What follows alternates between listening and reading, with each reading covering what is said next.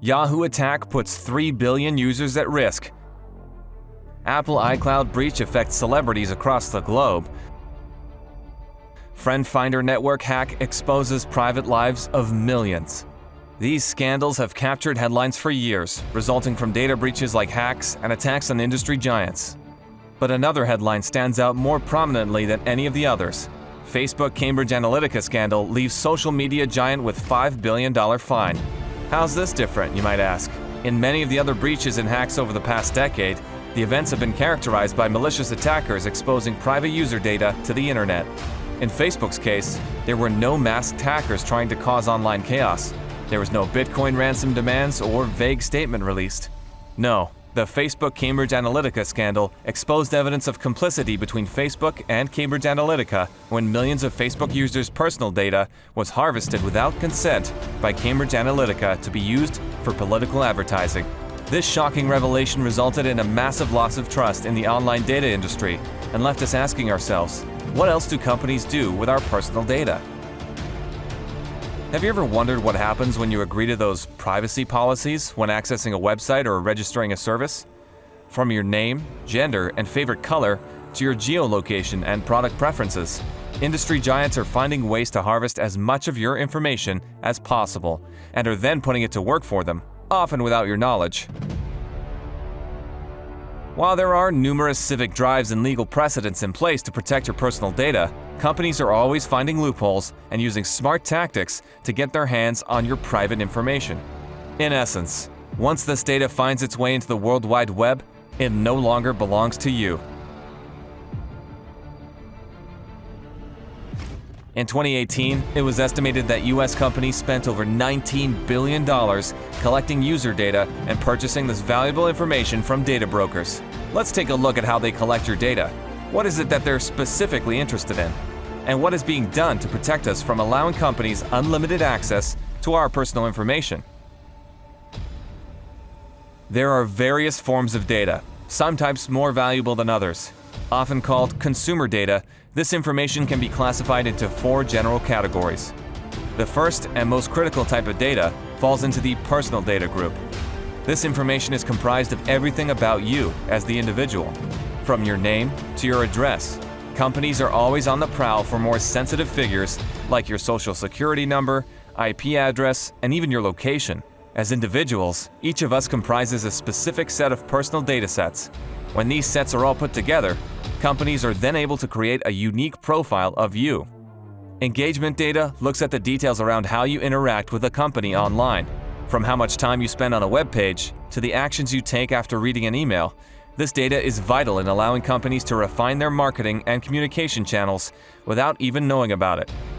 While it might seem that companies have a right to see how you interact with them online, monitoring this kind of data has its limits. One of the more obscure data types, behavioral data, is crucially valuable to organizations wanting to know what we buy and how we purchase these products online.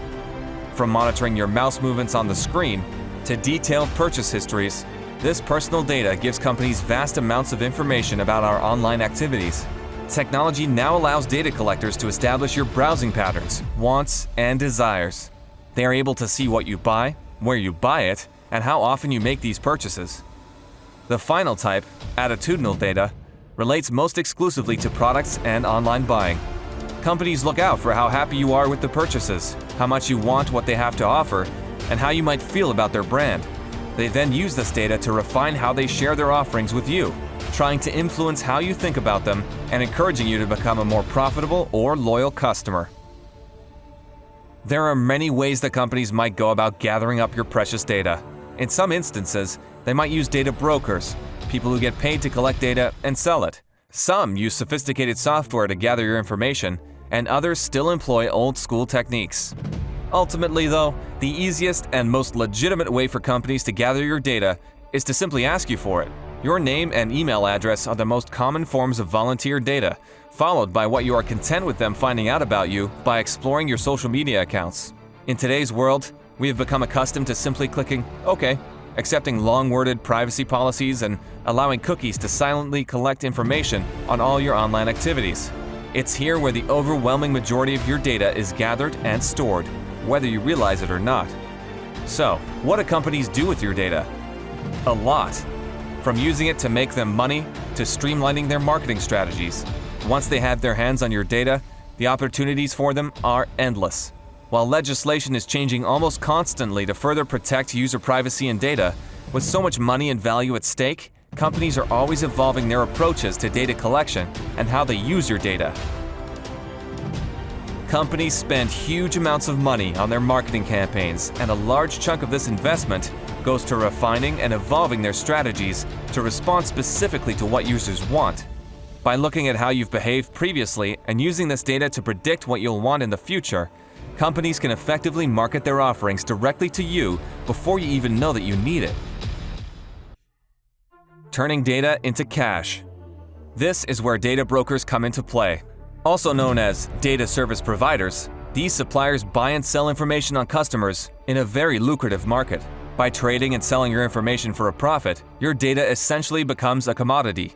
Even companies whose business is not focused on data collection can benefit by selling the information they've collected to third parties.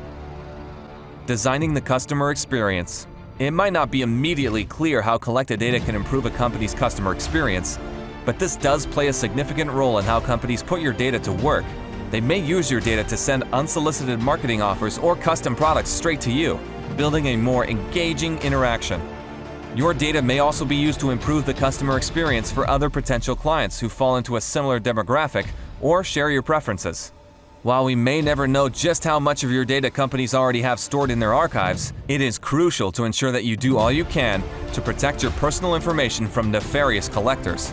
Clean up your social media profiles, check your PC security settings, and take some time to read through privacy policies before agreeing to terms and conditions. At the end of the day, be careful of what data you're willing to put online, because once it's in the online space, the data that you share is no longer yours.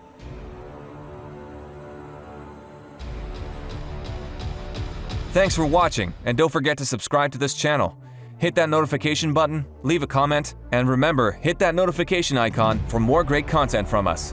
Thanks for watching, and remember to keep that data safe.